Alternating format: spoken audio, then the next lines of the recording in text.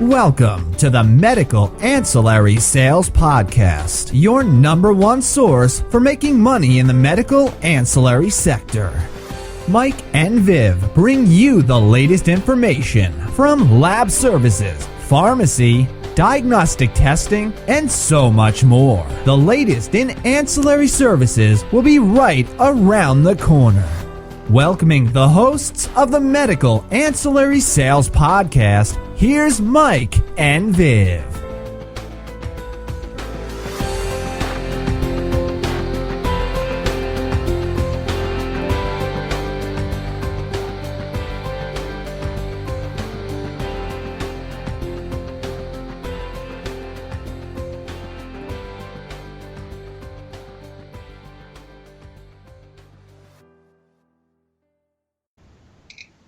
Hello and welcome to the Medical Ancillary Sales Podcast. I'm your host, Mike Berg, and joined as always by Viv Hudson. Viv, how are you doing today? I'm great, thanks, Mike. Today, I want to reintroduce John Rust, who is one of our people out in the field. He's in the lovely location of Hawaii, so I think we all want to go visit him. So welcome today, John. Thank you very much, and as we say in Hawaii, aloha kakakiaka, which means good morning. So Mike and I had the recent opportunity to present with John Rust last week, doing a presentation with the Hawaiian Independent Physicians Association. So first of all, I want to congratulate you, John, on getting into such a big opportunity. So good job with that. So can you tell us, how did you connect with Hawaii IPA? Well, it was actually one of a number of IPAs which I got into. This one particularly, a head of a different IPA actually introduced me to them. So sort of opened the door via that route. Okay, so do you want to explain to us all, just briefly, because I know not everybody's aware of what an IPA is and what an IPA does. So can you give us a bit of an outline from your understanding and your perspective, what they do? Yeah, I'd be happy to. So basically what an IPA is, it's obviously a group of independent physicians. They come together in these groups to really help each and every one of them as a individual practice, make sure that they're doing the right things, they're following best practices. It really allows them, instead of being like a large corporation, it brings all these doctors together and allows them to act as one organization. And through that organization, obviously, there's strength in members. So it helps. These organizations usually, will notify the doctors of upcoming changes to any healthcare issues or laws. They'll walk them through different training materials, make sure that they're all up to speed. And it's a support network for them also.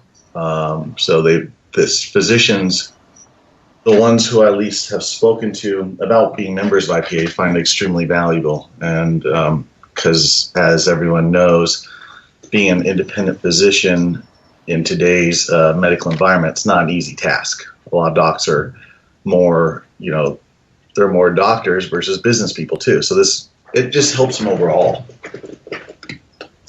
Right. So from the IPAs that you've been exposed to, approximately how many doctors have you seen as members of an IPA? It really varies. Like the largest IPA here in Hawaii has 800 members. Wow. The Hawaii IPA, which we had met with last week, they have a total of 500 members, but a lot of those members are all specialists too. So the IPAs are just not family care docs. They're specialists also. So right, John, can you tell us what did you present? Because I already know the answer because I presented with you. But can you tell us what we presented, because you can't pitch 50 programs at once when you do these IPA presentations. No, out here in Hawaii it's a very challenging market. basically we have one insurance company which controls 77% of the commercial insurance market. So it makes it really challenging. The company basically, it's a subsidiary of Blue Cross Blue Shield. So whatever you do, you either have to do it in conjunction with them or figure out ways to, I don't like to say go around them, but think of other opportunities. So that particular insurance company out here, they've started capitation, basically meaning they're changing the Hawaii doctors' fee schedules. Instead of fee for service, they give the docs a lump sum every month. So really what we are trying to accomplish for that call is to present the doctors alternatives to regular commercial products. So we're really focusing on, the annual wellness visits, the chronic care, and the fall prevention. Right. So aside from the programs that are already presented, approaching an IPA and having that opportunity to present in front of them, what other opportunities do you see come from that? Like, what are the benefits of tackling an IPA versus going and seeing the physicians independently? Well, that's the number one thing right there is time. We all know it's how difficult it is to get in to see any docs these days, with being how busy it is. The real big advantage coming from a sales perspective is if you can get in front of the IPA, and you're presenting to them, you're going to have 50 docs listening to you for that presentation.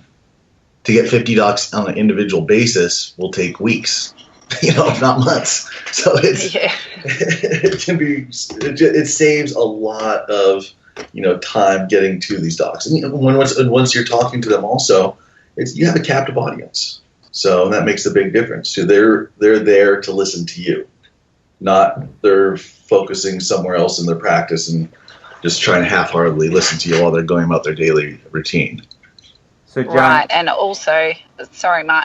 Also, I guess that they're also looking at it from a more educational perspective to see how it can value add rather than generically stereotyping you as another sales guy walking into the office. So I guess you get your attention, and it helps position you as an expert in their industry as well. So sorry, Mike, you go ahead. Well, I was just going to follow up quickly. Yeah, that's absolutely correct. When you're positioning yourself as working with the IPA, it builds instant credibility. So it's I can't reiterate enough how important that is.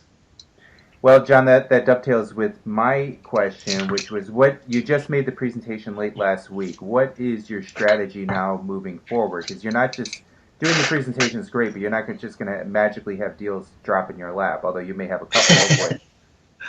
No, that's how most sales get lost, actually. You have a great presentation and there's lack of follow-up, so it's all about follow-up. First of all, what I've done in the past is find out who's interested, try to find out a level of interest, then conduct follow-up calls, follow-up emails, all the traditional tools we use to go after sales, and use those. But definitely, you have to prioritize who's most important, and go after, the biggest and most important first with the most amount of opportunity. Yeah, and as we know, everybody likes to do business with people that they like and people that they trust. And I think being able to present in front of a group of physicians in the manner that which you managed to do last week will certainly heighten your level of trust and expertise, or perceived expertise in that field with those physicians. So it's going to definitely be a door opener for you when you call on those physicians. I guess the other benefit that I see is that if you can get the IPA to support you and your products, is certainly, I would imagine it's going to be easier to get in the next time, and each time you have a new program that could work for them, that they would be happily supportive of that and recommending that out to their physician network. Yes, absolutely. One piece of advice, really take care of the head of the IPA. That's all I can say. You have to get in with them because they'll make it happen. They can make it happen. And also another piece of advice is in the presentations, obviously, if you can do a presentation in person, like if they have a little local meeting and you can get in front of them, that's the best, because then you're there live, you have all your information ready to go. I've had the most success with those meetings in the past. Okay, well, that's certainly very encouraging. So how would you suggest a rep out in the field go about trying to get into these networks? How would they find those opportunities? First of all, I mean, obviously Google. You can find out which independent groups are out there. Like I think Southern California, there's a dozen of them or more. You target them or you identify them. Then you look at who's running them, and also look at their membership directory, because you might have one of your doctors who's a member of that association, and you can talk to them. Just ask them who they should contact at the IPA, because you want to make a presentation to them. And usually, if they give you a name and contact information, and that sort of just puts the foot right in the door, then you can talk to that person. And hopefully they'll be very receptive and allow you to present to the group. Yeah, that's what I've done, at least. I mean, that's how I've gotten in there. I would recommend to all people listening to this, you should definitely, when you're budgeting your time and you're planning out your weeks, you should definitely have some time scheduled for doing some things like this. This isn't going to have immediate returns, because you can't just walk into an IPA and you're presenting tomorrow. I mean, this took a lot of time to prepare. We had to go through some rehearsals, but in the end of the day, it's going to be worth it. But I would plant those seeds right now, and definitely plan some office time. An hour or two each week will pay dividends down the road.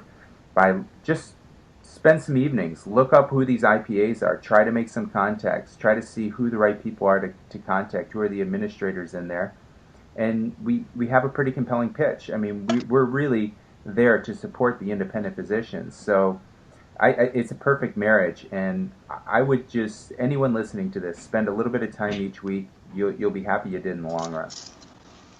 Yeah, I completely agree with you, Mike. The research is imperative. You really have to dig down into these IPAs, find out a lot of them will list, topics which they've covered in their previous meetings. So find out what they've covered. Talk to their doctors also. If you do have some relationships within the IPA, some of the docs, talk to them, ask them some of their pain points they might be feeling. Find out if those pain points have been addressed in the IPA. And find out if some of our products will be able to address those, because right there, then it'll give you some great ammunition to move forward.